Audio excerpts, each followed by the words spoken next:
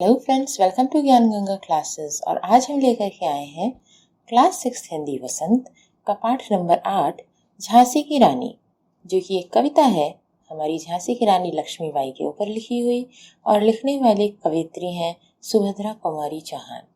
और ये कविता न कि सिर्फ एक कविता है, ये उनकी एक जीवनी है, जो कि कवियत्री ने बड़े ही अच्छे ढंग से, बड़े ही रोचक ढंग से एक कविता में इनकी पूरे जीवन यात्रा को हमें दर्शाया है। तो आज हम पढ़ेंगे ये कविता, जानेंगे इसका अर्थ, जानेंगे भावार्थ और करेंगे कुछ शब्द अर्थ के साथ साथ ढेर सारे प्रश्न उत्तर। तो चलिए शुरू करते हैं। सिंहासन हिल उठे, राजवंशों ने भ्रिकुटी तानी थी। बूढ़े भारत में भी आई फिर से नई जवानी थी। गुम हुई आजादी की कीमत सबने पहचानी थी।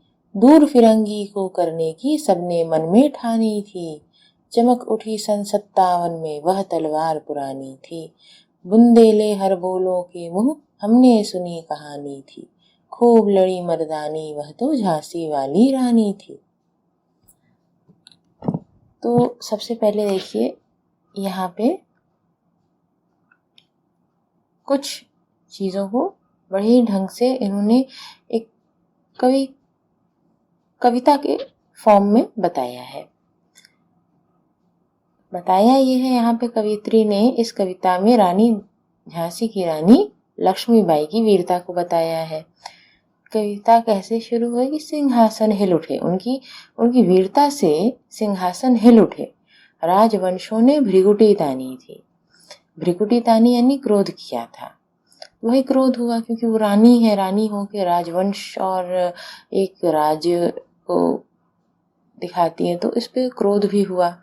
इसका मतलब विरोध भी हुआ इनके वीरता को देख के। फिर बूढ़े भारत में फिर आई फिर से नई जवानी थी। तो जो बूढ़े भारत यानी जो धीरे धीरे हमारा भारत अंग्रेजों का गुलाम बनता जा रहा था, वो अपने उसमें कुछ करता है अपने हित के लिए, लोग उसके हित के लिए कुछ करते नहीं थे। तो वैसे बूढ़े लोग न कि भारत में फिर आई नई जवानी थी। नई जवानी कौन बन के आया था? रानी लक्ष्मीबाई। गुम हुई आज़ादी की कीमत सबने पहचानी थी, क्योंकि हम धीरे धीरे अंग्रेजों के गुलाम हो रहे थे हमारा देश।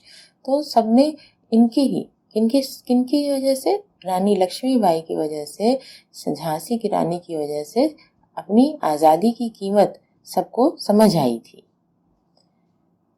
दूर फिरंगी को करने की सबने मन में ठानी थी। और उन्हीं से प्रेरक होके लोगों ने मन में ठाना, फिरंगी यानी अंग्रेज यहाँ पे, तो अंग्रेजों को दूर करने का, अंग्रेजों को भारत से भगाने का, दूर करने का उन्होंने सभी ने मन में ठाना, यानी पक्का इरादा कर लिया था। चमक उठी सन 57 में। सन 57 यानी कि यहाँ 1857 की बात हो रही है।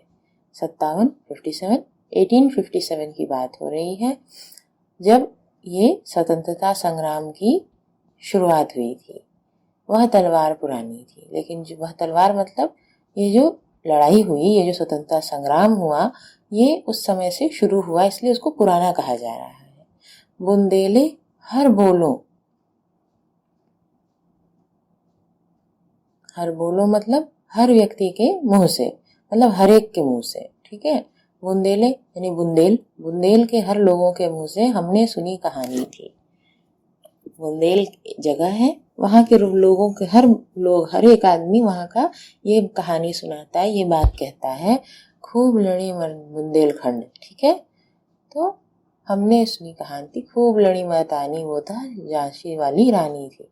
झांसी वाली रानी के बारे में क्या कहा जा रहा है? मर्दानी, खूब लड़ी मर्दानी, अर्थात युद्ध में बड़े बड़े वीर पुरुषों की भांति वो लड़ी थी। और ऐसा हर इंसान, बुंदेलखंड के हर इंसान के जुबान पे ये कहानी उनकी है। तो इसको हम कैसे लिख सकते हैं कि इस कविता में झांसी की रानी लक्ष्मीबाई की वीरता का बखान किया गया है। यह कविता सन 1857 के स्वतंत्रता संग्राम की परिस्थितियों की झलक देता है। अंग्रेजों के बढ़ते अत्याचार के खिलाफ स्वतंत्रता की लड़ाई के लिए भारत के राजाओं में हलचल हुई, जिससे सिंहासन हिल गए। यहाँ पे उससे मतलब था। ठीक है। फिर राजवंश अंग्रेजों पर गुस्सा हो गए, राजवंशों ने भ्रिकुटी तानी, तो यानी उनके अंदर भी क्रोध हुआ। क्रोध किस पे? अंग्रेजों के ऐसे घुसाने पे। गुलामी के जंजीर में जकड़े हुए जर्जर बूढ़े भारत को फिर से नया जोश का संचार हुआ। सभी राजा अपनी खोई हुई आजादी का मूल्य समझने लगे थे, इसलिए उन्होंने फिरंगी यानी अंग्रेजों को भारत से भगाने का निश्चय कर लिया था। भारत की पुरानी तलवार सन 57 में यानी 1857 में चमक उठी। मतलब ऐसे जो लोग थक गए थे तो उस समय वो लोग चमक उठे। क्यों चमक उठे? क्योंकि झांसी की रानी उस युद्ध में वीर पुरुषों की भांति लड़ी। उसकी यह कहानी हमने बुंदेलखंड के हर लोगों से, हर बोलों से, हर व्यक्ति से सुनी थी। ठीक है, चलिए आगे बढ़ते हैं। इतनी कविता समझ आई? इंटरेस्टिंग लगी थोड़ी? चलिए आगे पढ़ते हैं। कानपुर के नाना की मुंहबोली बहन छबीली थी।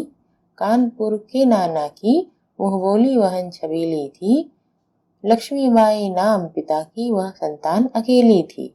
नाना के संग पढ़ती थी, वह नाना के संग खेली थी। बरछी ढाल कृपाण कटारी उसकी यही सहेली थी। वीर शिवाजी की गाथाएं उसको याद जवानी थी। बुंदेले हर बोलों के मुंह हमने सुनी कहानी थी। खूब लड़ी मर्दानी वह तो झांसी वाली रानी थी। चलिए अब यहाँ हम क्या जाने? कानपुर के नाना, नाना से यहाँ की किसकी बात हो रही है? नाना के यहाँ से बात हो रही है कानपुर के नाना साहब की। तो नाना साहब जो थे लक्ष्मीबाई यानी हमारी झांसी की रानी लक्ष्मीबाई, उन कानपुर के नाना साहब की मुंहबोली बहन थी। छबीली मतलब उनके बचपन का नाम छबीली था। उनको बचपन में लोग छबीली कह के पुकारते थे। हमें ये भी पता चला। ठीक है, वो अपने पिताजी की अकेली संतान थी। लक्ष्मीबाई नाम, लक्ष्मीबाई रानी, झांसी की रानी लक्ष्मीबाई, वह अपने पिता की अकेली संतान थी। उनका बचपन नाना साहब के साथ ही खेलते पढ़ते बीता था। ठीक है, वह अपनी उम्र की लड़कियों की सहेली न बनाकर बरछी ढाल कृपाण कटारी यही सब उनकी सहेलियां थी। इन्हीं के साथ उनकी ज्यादा मित्रता थी, इन्हीं के साथ वो रहती थी। और जब लोग खिलौनों से खेल रहे होते थे वह इन्हीं से खेलती थी।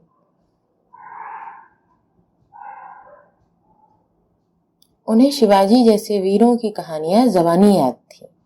और कवियत्री कहती हैं कि हमने हर बोलों के मुंह ये सुना है कि रानी लक्ष्मीबाई बहादुर पुरुषों, वीर पुरुषों की भांति बहादुर से लड़ने वाली हमारी इंस्पिरेशन है। ठीक है, चलिए आगे बढ़ते हैं। लक्ष्मी थी या दुर्गा थी, वह स्वयं वीरता की अवतार। देख मराठे पुलकित होते उसकी तलवारों की वार। नकली युद्ध व्यूह की रचना और खेलना खूब शिकार। सैन्य घेरना दुर्ग तोड़ना ये थे उसके प्रिय खिलवाड़। महाराष्ट्र कुल देवी उसकी भी आराध्य भवानी थी। बुंदेले हर बोलों के मुंह हमने सुनी कहानी थी। खूब लड़ी मर्दानी वह तो झांसी वाली रानी थी। अच्छा, अब यहाँ पे देखिए उनके बचपन की ही कुछ और बातों को बताया गया है इन पंक्तियों के माध्यम से। लक्ष्मीबाई को देख के ऐसा लगता था लक्ष्मी थी या दुर्गा थी।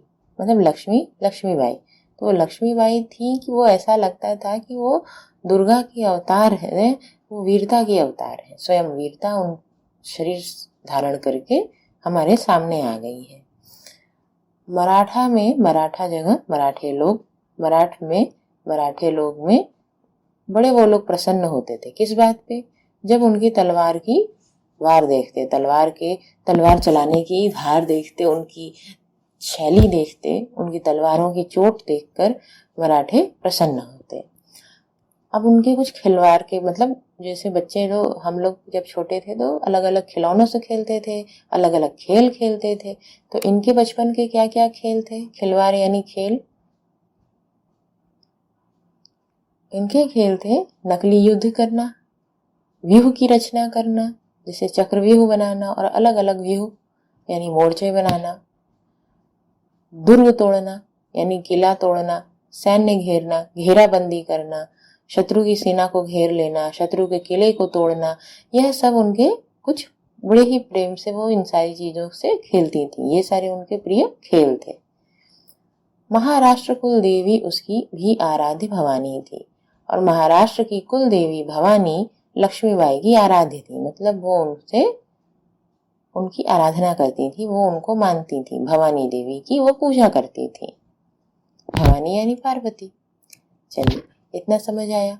हुई वीरता की वैभव के साथ सगाई झांसी में, ब्याह हुआ रानी बन आई लक्ष्मीबाई झांसी में, राजमहल में बजी बधाई खुशियां झाई झांसी में, सुभट बुंदेलों की विरुदावली सी वह आई झांसी में, चित्रा ने अर्जुन को पाया शिव से मिली भवानी थी, बुंदेले हर बोलों के मुंह हमने सुनी कहानी थी, खूब लड़ी मर्दानी वह तो झांसी वाली रानी थी।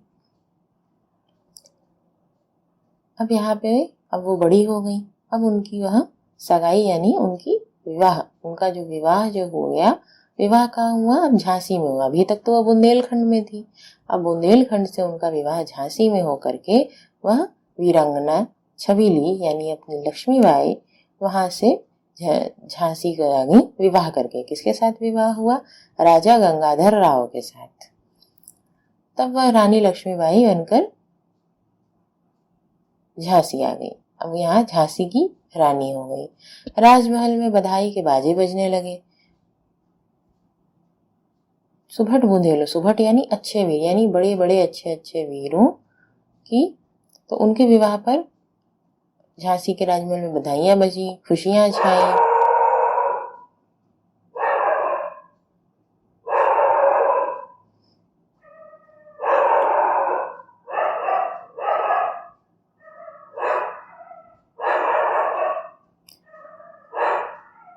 उनके विवाह के अवसर पर झांसी के राजमहल में बधाइयां बजी, खुशियां छा गई, मानो वह झांसी में वीर बुंदेलों की कीर्ति बनकर आई हो। ऐसा लगा जैसे चित्रा को वीर अर्जुन मिल गए और शिव से भवानी मिल गई। उदित हुआ सौभाग्य मुदित महलों की उजियाली छाई, किंतु काल गति चुपके चुपके काली घटा घेर लाई, तीर चलाने वाले कर में उसे चूड़ियां कब भाई, रानी विधवा हुई हाय विधि को भी नहीं दया आई, निसंतान मरे राजा जी रानी शोक समानी थी, बुंदेले हर बोलों के मुंह हमने सुनी कहानी थी, खूब लड़ी मर्दानी वह तो झांसी वाली रानी थी। उदित हुआ यानी जगा, मुदित मतलब प्रसन्न, कालगति यानी मृत्यु की चाल, काली घटा घेर लेना यानी मुसीबतों का आना। ठीक है, अब इस पंक्तियों को हम अपने शब्दों में समझने की कोशिश करते हैं कि अब रानी का तो विवाह हो चुका, झांसी का सौभाग्य भी जागा, लेकिन महलों में प्रसन्नता का प्रकाश हुआ, उजियारा हुआ। लेकिन क्या हुआ? समय के साथ साथ दुर्भाग्य के बादल, मुसीबतें चली आईं। मुसीबत क्या थी? मुसीबत ये था कि रानी लक्ष्मीबाई विधवा हो गई। भाग्य को उन पर तनिक दया नहीं आई और राजा गंगाधर राव निसंतान मर गए। रानी शोक में डूब गई। बुझा दीप झांसी का तब इलहौजी मन में हर्ष आया, राज्य हड़प करने का उसने यह अच्छा अवसर पाया, फौरन फौजे भेज दुर्ग पर आन अपना झंडा फहराया, लावारिस का वारिस बनकर ब्रिटिश राज झांसी आया, अश्रुपूर्ण रानी ने देखा झांसी हुई वीरानी थी, बुंदेले हर बोलों के मुंह हमने सुनी कहानी थी, खूब लड़ी मर्दानी वह तो झांसी वाली रानी थी। अश्रुपूर्ण अर्थात आंसुओं से भरे हुए, वीरानी यानी पराई। अब झांसी का दीपक बुझा, दीप झांसी का यानी झांसी का दीपक बुझ गया, यानी अर्थात कि राजा तो निसंतान मर गए, तो इस वजह से अगला वारिस कौन, ये तो हुआ नहीं। तो इस वजह से राजा के मर जाने पर झांसी जो में कौन आए? अंग्रेज के गवर्नर डलहौजी। डलहौजी जो है वो अंग्रेज के गवर्नर थे उस समय, यहाँ जो भारत में थे, वो बड़े प्रसन्न हुए ये बात सुन के, क्योंकि उसे झांसी का राज्य हड़पने का अच्छा अवसर मिल गया था। उसने तुरंत, फौरन यानी तुरंत फौजें भेजी झांसी के दुर्ग पर अपने झंडे फहराने के लिए। इस प्रकार वह उस वारिस रहित झांसी के राज्य का वारिस ब्रिटिश राज्य बन गया। लावारिस यानी वारिस रहित, वारिस रहित का वारिस कौन बन गया उस राज्य का? ब्रिटिश राज्य। और रानी के ने आंसू भरकर देखा कि झांसी तो अब उजड़ रही है, वीरानी यानी पराई हो रही है। अनुनय विनय नहीं सुनता है विकट फिरंगी की माया, व्यापारी बन दया चाहता था अब जब वह भारत आया। डलहौजी ने परे पैर पसारे अब तो पलट गई काया, राजाओं नवाबों को भी उसने पैरों ठुकराया। रानी दासी बनी बनी यह दासी अब महारानी थी, बुंदेले हर बोलों के मुंह हमने सुनी कहानी थी, खूब लड़ी मर्दानी वह तो झांसी वाली रानी थी। अब बताया जा रहा है कि जब अंग्रेजों ने झांसी को अपने राज्य में मिलाया तब रानी ने अनेक तरह से उनसे विनम्रता, प्रार्थना, अनुनय विनय की यानी प्रार्थना की, परंतु सब बेकार रहा।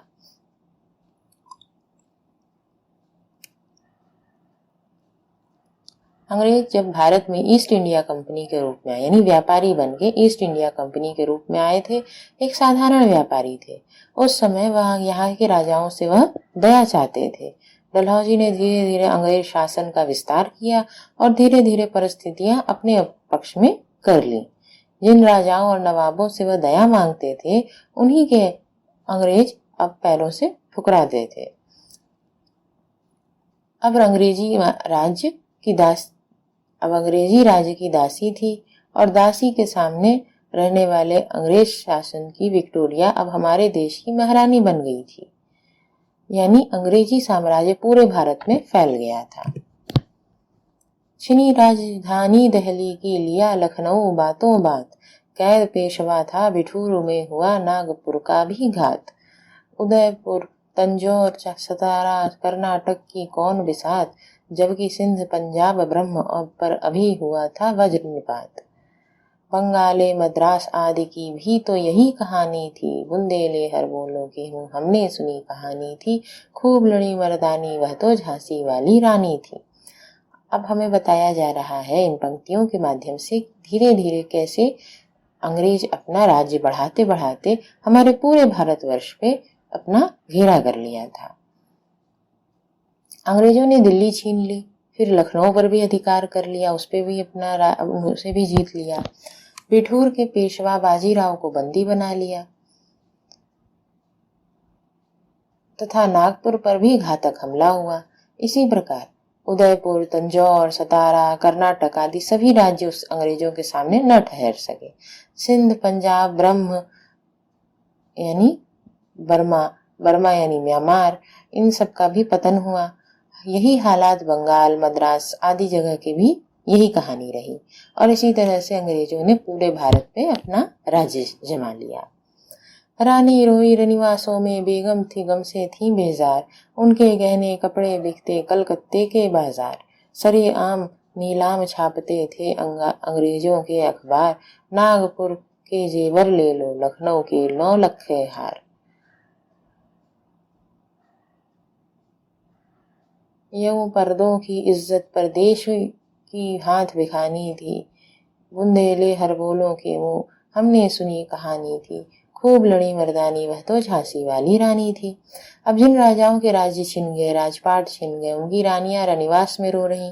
जिन नवाबों की रियासत छिनी वे सब उनकी बेगम भी दुखी थी। उनके बहुमूल्य गहने कपड़े कलकत्ते के बाजार में बिक रहे थे। अंग्रेजी अखबार नीलामी की खबरें सबके बीच पहुंचा रहे थे। नागपुर के जेवर, लखनऊ के कलकत्ते 9 लखे हार, ये सब बिक रहे थे। ये सब प्रसिद्ध चीजें भी सरेआम यानी बिक रही थी। वे गहने जो औरतें और रानियों की शोभा थे, पर्दों की इज्जत थे, अब वो दूसरों के हाथ में बिक रहे थे। कुटियों में थी विषम वेदना, महलों में आहत अपमान, वीर सैनिकों के मन में था अपने पुरखों का अभिमान। नाना धुंधु पूत पेशवा जुटा रहा था सब सामान, बहन छबीली ने रणचंडी का कर लिया प्रगट आह्वान। हुआ यज्ञ प्रारंभ उन्हें तो सोई ज्योति जगानी थी, बुंदेले हर बोलों के मुंह हमने सुनी कहानी थी, खूब लड़ी मर्दानी वह तो झांसी वाली रानी थी। जब झांसी पर राज्य अंग्रेज का कब्जा हो गया तो झांसी को मुक्त कराने के लिए अनेक प्रयास होने लगे। जो कुटिया में रहते थे वो भी दुखी थे, महलों में रहने वाले अपमानित महसूस कर रहे थे। झांसी के वीर सैनिकों के मन में अपने वीर पूर्वजों की वीरता का अभिमान भी था। वे अंग्रेजों से बदला लेने के लिए तैयार थे। नाना धुंधुपुत और पेशवा राज अंग्रेजों के विरुद्ध युद्ध करने के लिए आवश्यक सामान जुटा रहे थे। उनकी बहन छबीली यानी हमारी झांसी की रानी लक्ष्मीबाई ने भी राज्य की स्त्रियों में देवी दुर्गा के रणचंडी के रूप को जागृत किया, यानी सबको अपनी आजादी का महत्व समझाया। उन्होंने एक बलशाली बल के साथ उनके दुर्गा का एक रूप उन्हें भी समझाया, जागृत किया, यानी उनके अंदर। तो फिर यानी अर्थात का युद्ध को प्रशिक्षण देकर उनकी सेना में शामिल किया, सभी महिलाओं को भी। इस प्रकार सभी ने स्वतंत्रता रूपी यज्ञ में सोई हुई ज्योति को जगाने का निश्चय कर लिया था। महलों ने दी आग, झोपड़ी ने ज्वाला सुलगाई, यह स्वतंत्रता की चिंगारी अंतरतम से आई थी। झांसी चेती, दिल्ली चेती, लखनऊ लपटे छाई थी, मेरठ कानपुर पटना में भारी धूम मचाई थी। जबलपुर कोल्हापुर में भी कुछ हलचल उकसानी थी। बूंदेले हरबोलों के मुंह हमने सुनी कहानी थी, खूब लड़ी मर्दानी वह तो झांसी वाली रानी थी। अंग्रेजों से अपनी आजादी छीन लेने के बाद से महलों में आग की तरह फैली, तो साथ ही झोपड़ी यानी गरीब वर्ग में भी अंग्रेजों के प्रति गुस्सा था। अंतरतम यानी हृदय, चेती जागृत होना, लपटे छाना यानी भयंकर रूप से फैलना, उकसाना यानी प्रेरित करना। आजादी प्राप्त करने का यह जोश, जुनून उनके हृदय से निकल रहा था, यानी अंतरतम से। चिंगारी और झांसी और दिल्ली जाग उठी थी। झांसी चेती, दिल्ली चेती, और लखनऊ में भी अंग्रेजों के विरुद्ध सेनाएं धीरे धीरे तैयार हो रही थी। मेरठ, पटना, कानपुर, इन सब में भी आजादी की प्राप्त करने की बात सबके दिलों में आ रही थी। जबलपुर, कोल्हापुर के भी लोगों में यह बात अभी भरनी थी, उसमें उकसाना, अभी उनको प्रेरित करना बाकी था। स्वतंत्रता महायज्ञ में कई वीर वर आए काम, नाना धंधु पूत तांतिया चतुर अजीमुल्ला सरनाम। अहमद शाह मौलवी, ठाकुर कुंवर सिंह सैनिक अभिराम, भारत के इतिहास गगन में अमर रहेंगे इनके नाम। लेकिन आज जुर्म कहलाती उनकी जो कुर्बानी थी, बुंदेले हरबोलों के मुंह हमने सुनी कहानी थी, खूब लड़ी मर्दानी वह तो झांसी वाली रानी थी। जब स्वतंत्रता रूपी महायज्ञ आरंभ हुआ तो वीर योद्धाओं ने अपने बलिदान दिए, कई वीर योद्धाओं ने दिए। इनमें नाना धुंधुपुत तांतिया, अजीमुल्ला अहमद शाह मौलवी, ठाकुर कुंवर सिंह, आजादी के ये सब सैनिक, बहुत ही इनके नाम हमें याद हमेशा रहने चाहिए, अमर हो गए इनके नाम। फिर आजादी के इस महायज्ञ में कई वीरों को अपनी कुर्बानी देनी पड़ी। भारत की स्वतंत्रता के इतिहास रूपी आकाश में इनका नाम सूरज चांद की तरह हमेशा अमर रहेगा।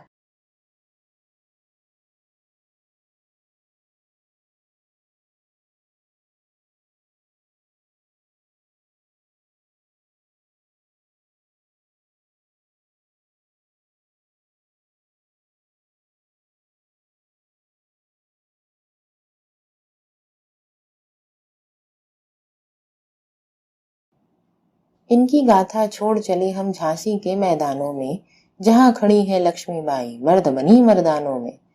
लेफ्टिनेंट वॉकर आ पहुंचा, आगे बढ़ा जवानों में, वीर रानी ने तलवार खींच ली, हुआ द्वंद्व आसमानों में।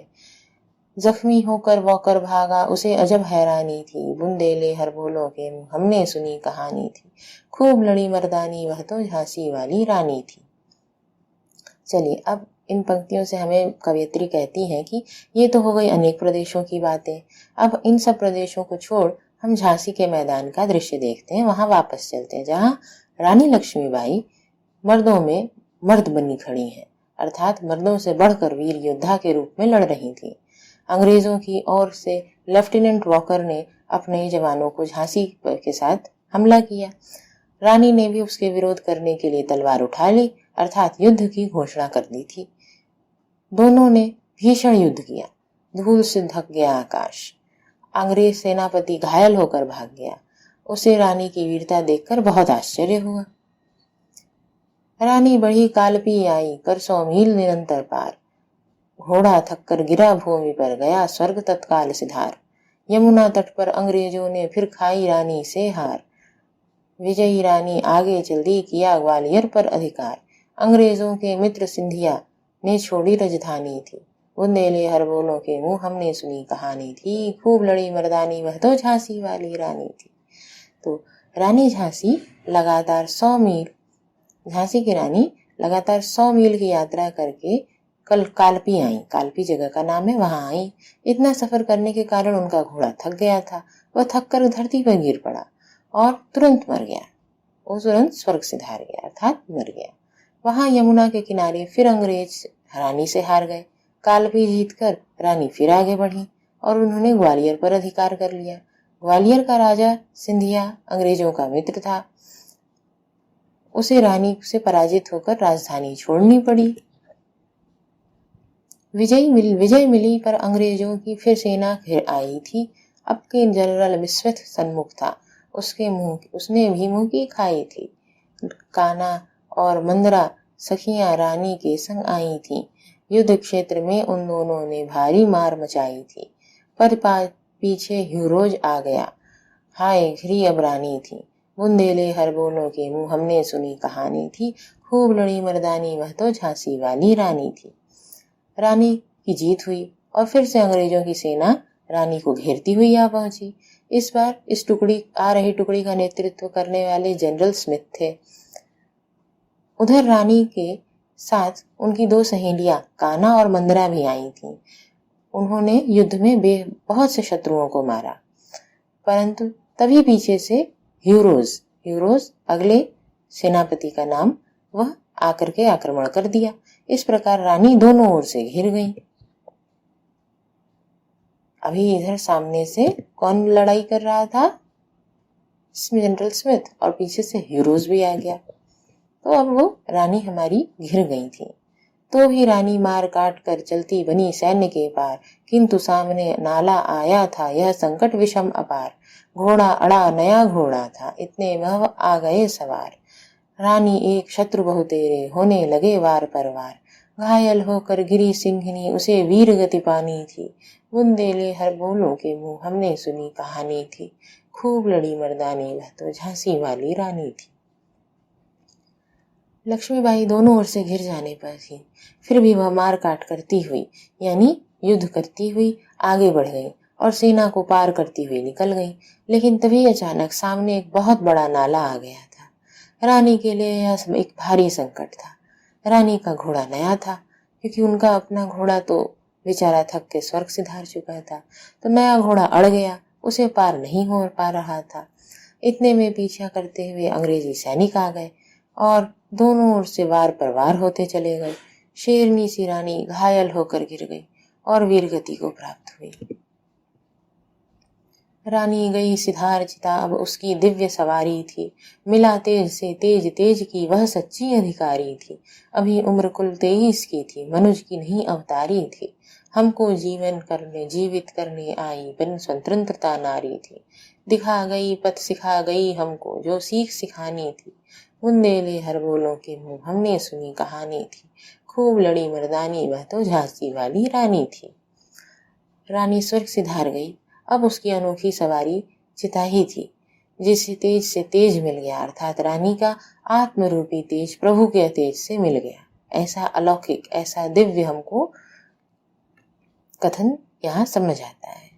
वह तेज की सच्ची अधिकारी भी थी।